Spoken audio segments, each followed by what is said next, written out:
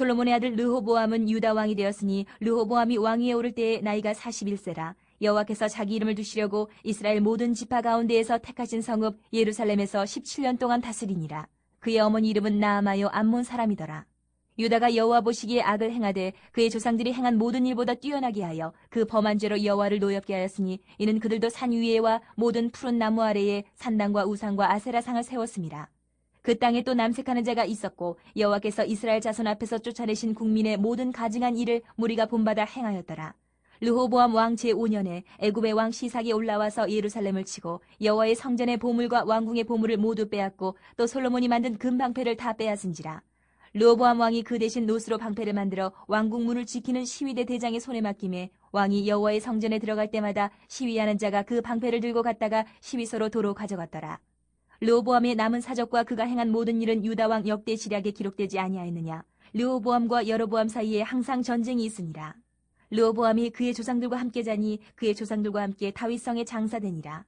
그의 어머니의 이름은 나아마요 암몬 사람이더라. 그의 아들 아비암이 대신하여 왕이 되니라. 오늘 매일 성경 또 이렇게 같이 우리가 매일매일 묵상하고 있는 말씀은 이제 북이스라엘 여로보암의 이야기가 끝나고 이제 남유다로 이 성경 이야기의 시선을 돌리게 됩니다. 남유다는 솔로몬의 아들 르호보암이 왕으로 통치하고 있었습니다. 특별히 이 이야기를 시작하면서 성경 기자가 특징적으로 설명하는 것이 그 어머니에 대한 이야기입니다. 이름과 이 출신에 대해서 이야기를 하는데요. 시작하면서 이렇게 설명을 합니다. 나아마나는 암몬에서 온 이방 여인이었다고 설명을 하지요. 솔로몬이 이방 여인들과 결혼을 했다는 관점에서 보면은 사실 크게 놀랄 일은 아니고 당연한 것이지요. 역사가는 이 르호보암 왕을 의로운 왕으로서 평가하지 않습니다. 그와 그 나라는 하나님 여호와 하나님 보시기에 악을 행하였는데 22절 보면요, 특별히 조상들이 행한 모든 일보다 뛰어나게 죄를 범하고 하나님을 노엽게 했다. 그와 유다는 23절 산 위에 푸른 나무 아래, 이제는 산 위에 푸른 나무 아래 하면은 바로 이게 떠올라야 되죠. 산당 짓고 우상 짓고 아세라상을 세우는 것이죠. 우상 예배하기 정말 좋은 곳에 거기에서 제단 쌓고 우상 숭배했다는 것입니다.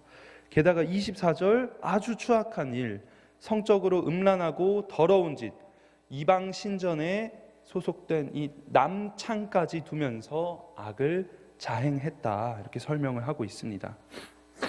앞서 우리는요, 북이스라엘의 남유다에서 선지자가 올라가가지고 예언하는 이야기를 살펴보았습니다. 그러니까 나라가 나눠지고 나서 북이스라엘에 하나님의 사람이 얼마나 없었으면 하나님께서 남유다에서 올렸냐, 이 얘기를 했는데요.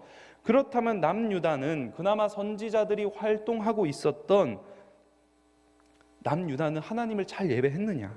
그건 아니었다는 것이죠. 하나님의 임재를 상징하는 성전이 있는 그 중요한 도시 예루살렘에서조차 신앙의 중심지로서의 역할을 하지 못했다는 것입니다. 우상 숭배가 만연한 장소로 변질되었다는 것입니다. 그렇다는 것은 나라가 분열되고 남북을 막론하고 이스라엘 신앙 공동체가 무너졌다는 것이지요. 짐승 같은 성행위에 빠지고 사악한 이교에 넘어간 것입니다. 신정 국가로서의 모습을 보이지 못하고 하나님의 뜻과 목적을 잃어버린 것입니다. 결론적으로 이스라엘의 모습은요, 가증한 것을 따랐다는 평가를 받게 됩니다. 그것도 그들이 처음 가나안 땅에 왔을 때 마주했던 사람들처럼 모습을 보였다는 평가를 받게 되는 것입니다. 가나안 땅에 처음 들어갔을 때 그 모습을 보았을 때, 그 토착민들을 보았을 때 가증스러웠습니다. 그런 평가를 하고 있었습니다. 가나안 땅 주민들의 종교 의식이나 생활 모습이요 아주 가증스러웠습니다. 하나님께서는 그래서요 이스라엘 백성들에게 그 가나안 토착민들을 멸절시키라고 명령하셨거든요.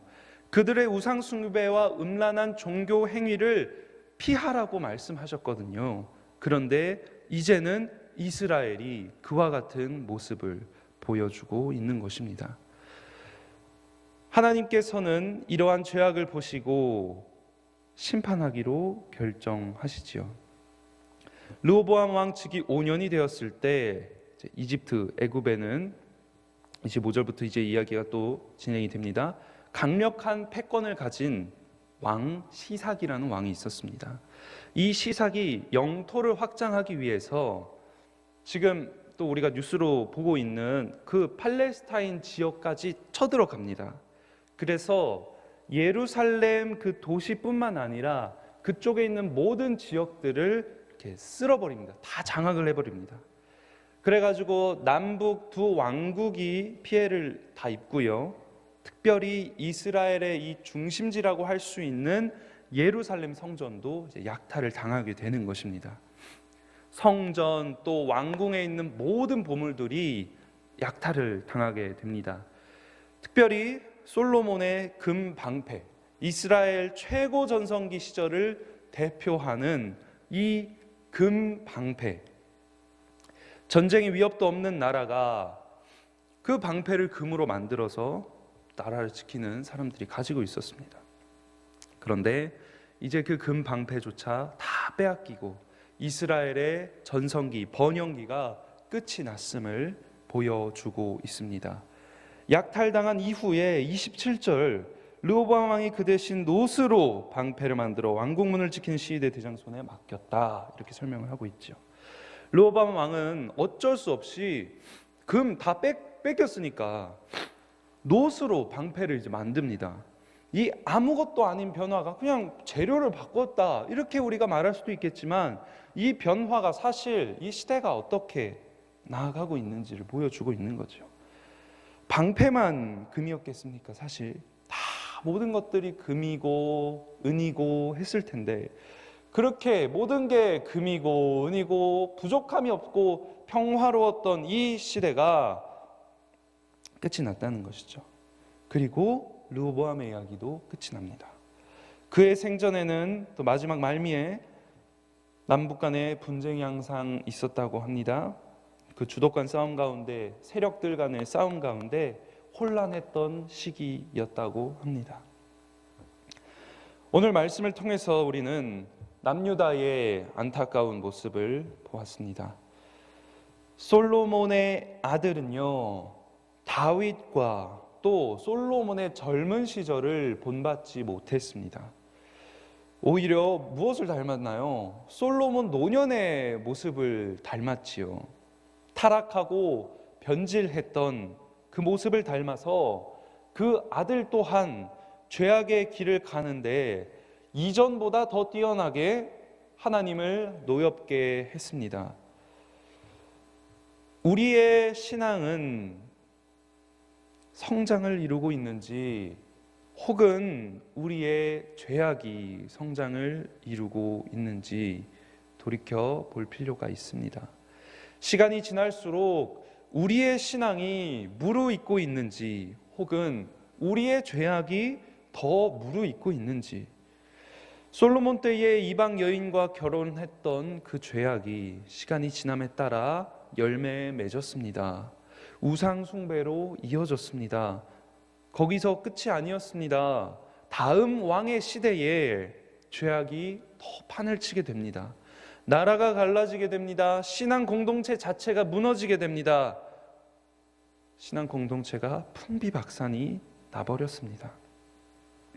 영광스럽고 화려했던 시절이요, 한 세대 만에 지나가고 가증스럽고 추한 모습만 남게 되었습니다.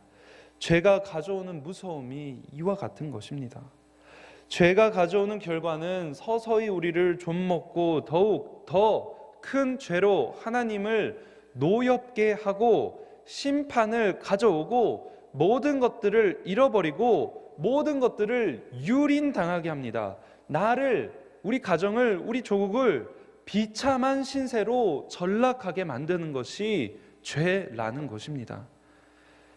이 시간 바라기는 이전 조상들이 행한 것보다, 지난날의 나의 모습보다 더욱 뛰어나게 하나님을 예배하는, 주님의 말씀을 알아가는, 말씀대로 살기 몸부림치는 우리 교우 여러분들, 또 우리 교회, 또 우리 조국교회 되기를 소망합니다.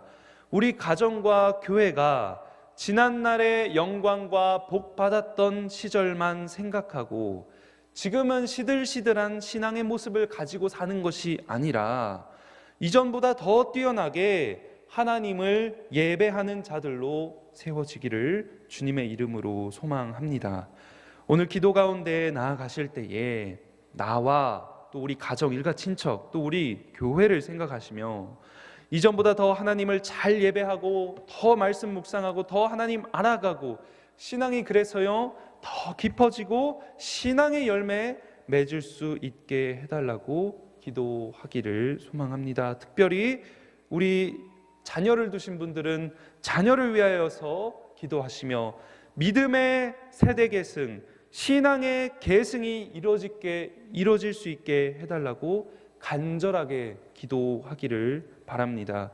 혹시 점점 발전하고 있는 우리 모습 가운데, 나의 모습 가운데 죄악된 습관이나 타협하고 있는 부분이 있습니까? 합당하지 않는 모습이 있습니까? 그것이 더욱 커져서 문제가 되기 전에 하나님 앞에 회개하고 용서를 구하는 시간 가지시기를 바랍니다. 역사를 통해서 교훈을 얻고 바른 길로 나아가며 또 주님의 말씀을 더 사랑하고 말씀이 제시하는 방향대로 나아가시기를 힘쓰는, 말씀이 요구하는 바에 순종하며 무릎 꿇고 또 그 앞에 눈물 흘리며 기도하는 우리 성도들, 우리 교회 여러분들 다 되시기를 주님의 이름으로 소망합니다.